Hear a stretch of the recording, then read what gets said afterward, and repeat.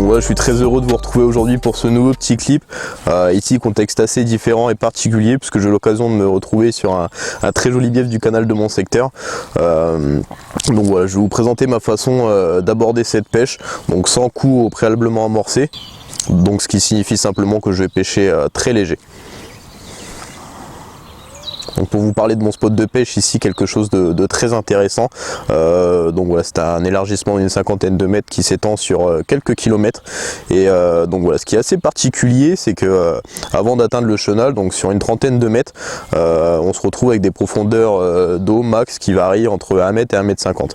Donc voilà, je pense qu'il y a beaucoup de poissons qui viennent circuler ici en ce moment. Il y a eu les premiers gros rayons de soleil ces derniers jours. Et voilà, je pense que c'est un spot chaud bouillant.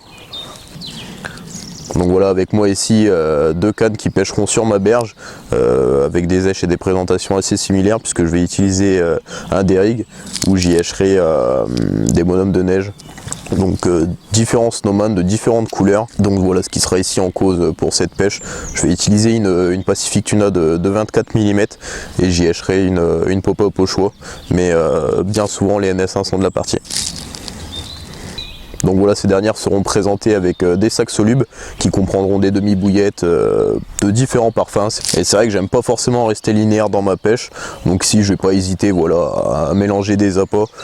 Et en cas général ici je vais essentiellement mélanger les tunas avec de la Life System. Faut vraiment pas avoir peur de présenter plusieurs combinaisons différentes et de mettre plusieurs appâts à l'eau. Et c'est vrai qu'avec moi j'ai toujours une troisième canne, donc il me servira de pêcher à droite à gauche. Et dans ce cas présent, c'est vrai que cette canne pêchera régulièrement lors de passages de péniche ou autre, mais voilà, c'est vraiment une canne qui va chercher le poisson et que je vais faire pêcher sur différents spots. Mais en général, dès qu'il y a un bateau qui passe, j'hésite pas à remettre une canne au cul du bateau. Bon, il y a du courant bien sûr, je suis obligé d'adapter le grammage parce qu'on est en plein dans le chenal, mais je sais que ça peut me rapporter une touche, donc j'hésite pas à mettre une canne à chaque passage de bateau. Donc au premier abord on voit vraiment que c'est un bief très intéressant. Voilà, des élargissements il n'y en a pas à chaque coin de rue. Et puis voilà, ce qui m'a beaucoup plu ici c'est la topographie assez particulière. Et voilà, j'ai déjà eu l'occasion d'observer pas mal de fouilles depuis mon arrivée, pas mal de poissons qui naviguaient. Donc voilà, je pense que le coup du soir peut être bien engagé. Du moins pour le moment les cannes sont placées. On va mettre toutes les chances de son côté et puis on va attendre gentiment le coucher du soleil. Et voilà, on va profiter avant la nuit de la nature, du paysage. Et puis on se retrouve bien évidemment demain matin à l'aube.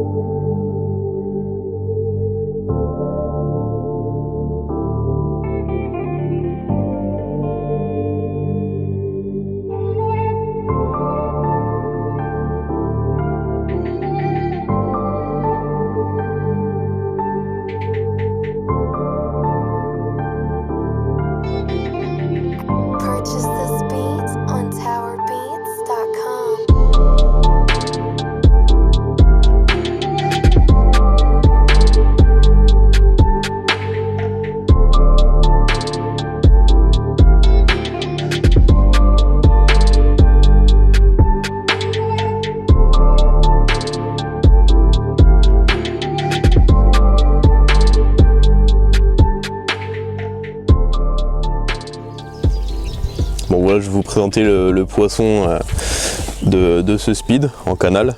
Donc voilà, comme quoi il n'y a pas besoin de pêcher des semaines entières pour pouvoir toucher du poisson. Donc un très joli poisson. Et je pense que c'est ce qu'on recherche dans des eaux comme ici. Du poisson taillé, du combat. Et voilà, quand on a les appâts qu'il faut avec soi et des montages adaptés, il y a de quoi faire très très mal. Donc voilà, je suis vraiment satisfait, un très joli poisson, une très jolie robe. Et puis j'en demandais pas autant pour ce petit clip.